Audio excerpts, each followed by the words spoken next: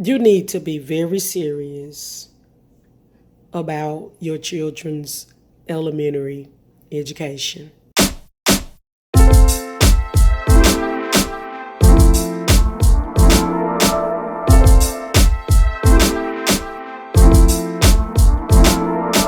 Hey, I'm Coach Bev coming to you from Regal Awakening Educational Coaching Services. And today I am going to talk to you about why you should not play with elementary school. But before we get started, I am going to do a coffee corner. This bag of coffee is so special to me because my close friend brought it to me from San Juan, Puerto Rico, that I wanted to do it again.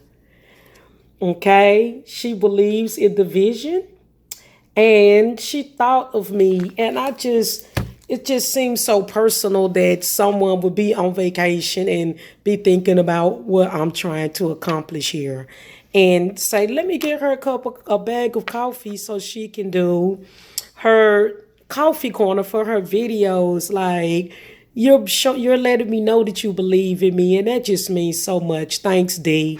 So of course I have the cup of coffee here, and I'm going to give it a taste. And just like the one I said in the last video, the coffee's still great. I can still taste the undertones of the chocolate. It's marvelous. And this is going to be my chilling on the patio at night coffee that I'm drinking when I'm feeling especially decadent, okay? If you like the videos, please don't forget to like and subscribe. Tell somebody about the video, okay? Thank you. I really would appreciate it. Now, today we are going to discuss why you should not, emphasis on the not, play with elementary school, okay? Now, I got motivation to do this video when I had the opportunity to teach fourth grade for the summer. So I had 3 weeks. Now, typically, I'm a high school teacher, okay?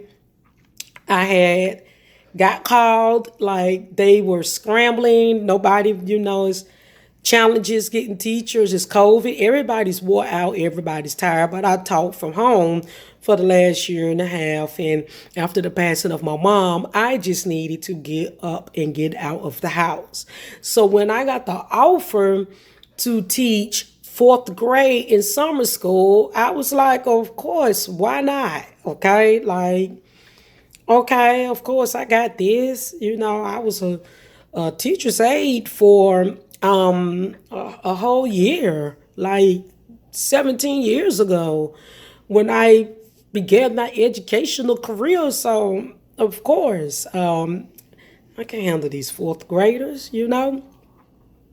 So I got the position, and first of all, I went in. It was supposed to be like a little camp. So I'm thinking, okay, I teach some subjects.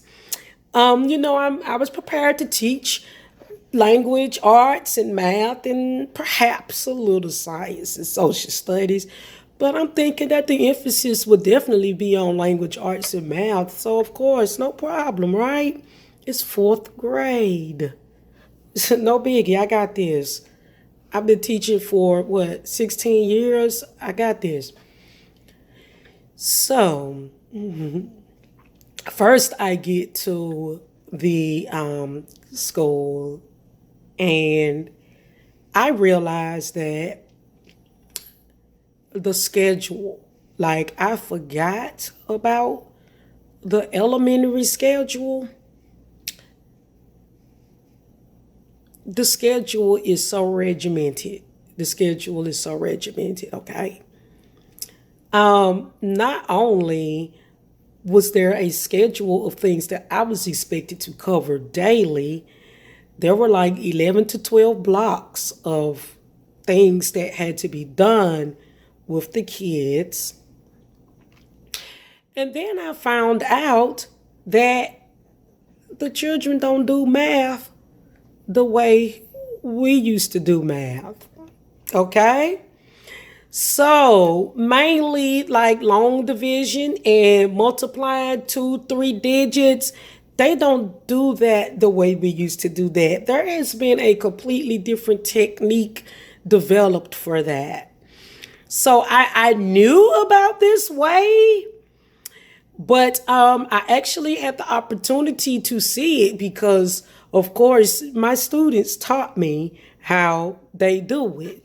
So I'm sitting there and I'm watching them and I'm like, oh my goodness. Like at first I had questions, but it wasn't hard. I figured it out. But at the end, I just wanted to know why. Like, why I didn't understand what was wrong with our way, but it is easier and a little bit better. I have to give it to them. It is a little bit. It's a little more steps, but I like the concepts behind it. The point of that story is you need to be very serious about your children's elementary education. The separation of the wheat from the tare, I think that's how it's said, it begins in elementary school, okay? What I saw in that class that those children were doing, if that was for every level in fourth grade, the child needs to be focused. The child needs to eat breakfast, go to bed at 7 o'clock, get rested, and then get up and make an attempt at going to school. You need to be involved. You need to make sure that the children are on top of their things, because at the end of the day, elementary school is the foundation. Okay? So your child can't fail elementary school and then you expect for them to go to middle school and turn into some whiz kid. Okay? This is the foundation of your child's education. Think of it in terms of building a house. If you were building a house, would you just go put would you just frame it? Like just go to the grass and just straight rake the grass, dig up the yard, and you just start framing it and you don't put any concrete down or whatever you're going to do for the foundation to make sure that the house doesn't sink in the ground. You just go out there and you clear the land with the grass and then you just put the frame right on top of the dirt. And then you expect you may get around it for a little while, but then eventually you're going to start having problems, and eventually I would be surprised if the whole house it just come crumbling down. That's what we're doing to our children when they don't go through elementary school and get their foundation. We know that they can't read. The teacher's been telling us that Jimmy Joe is reading below level and they need to do this, that. I don't want my child on no IEP. No,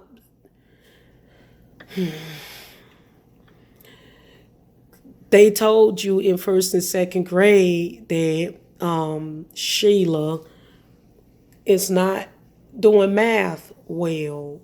And we just allow, you're not going to put my child back. You're not going to retain my child.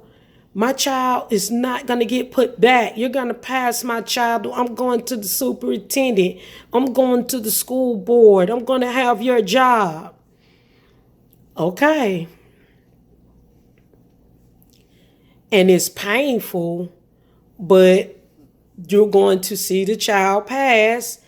And every year, as that curriculum gets more intense and more detailed, and they need to know those multiplication facts, and that math turned those little 1-digit multiplication facts turns into 3 and 4 multiples of 5 and 6 and long division, and then you need those multiplication facts in order to do the fractions and all of that. Then once they get to middle school and they start doing algebraic equations, but they're actually doing some algebraic equations in elementary school. I saw algebraic equations when I was teaching the 4th graders in summer school. So now they're falling behind, and they're falling behind, and they're falling behind, and they're falling behind. And then we get to middle school and then high school, and now we're, I don't know why. I don't understand. I'm trying to get him to do everything but his foundation is not solid, and it was hard for him or her to build upon the shaky foundation of elementary school. So I am saying all of that to say, don't sleep on elementary school. Yes, they're cute and they're adorable and they're so sweet and they're still our babies. But if they are in the right school, they are being prepared mentally to encounter their educational endeavors and all of those dreams and things that you want for your child. It begins in elementary school, whether you want to believe it or not. So just make sure that when your babies are in elementary school, that they are getting an educational foundation, okay? If Jimmy Joe is not passing reading, if Jimmy Joe can't tell you their sight words, and you know this, and when you're doing the reading assignments in the book and you see that they are stumbling over every single word, get in contact with the child's teacher. And what do I need to do to help Sheila with her reading? Don't just pass Sheila along to 3rd and 4th grade and you know Sheila don't know her sight words. You are putting Sheila in a compromising position, okay? Because what is going to happen to that house that is not built on concrete foundation? It is going to sink like sinking sand, okay? So do not underestimate the importance of elementary school. Do not underestimate that. It's critical to your child's educational success. And a lot of the kids that you see succeeding and walking across the stage, their parents understood that. And they took steps to ensure that their child would have the proper educational foundation on which to build on so that their child would go through and obtain goals post-secondary. Okay? So I just wanted to take a moment to discuss that. I am Coach Bell from Regal Awakening Educational Coaching Services. If you would like to send me a comment or a question, you can reach me at support@regalawakening.com. Don't forget, I am available for you to book a session if you would like to book a session. And you can do that on my website at www.regalawakening.com. And you can find me on Facebook as well as Instagram at regalawakening.com.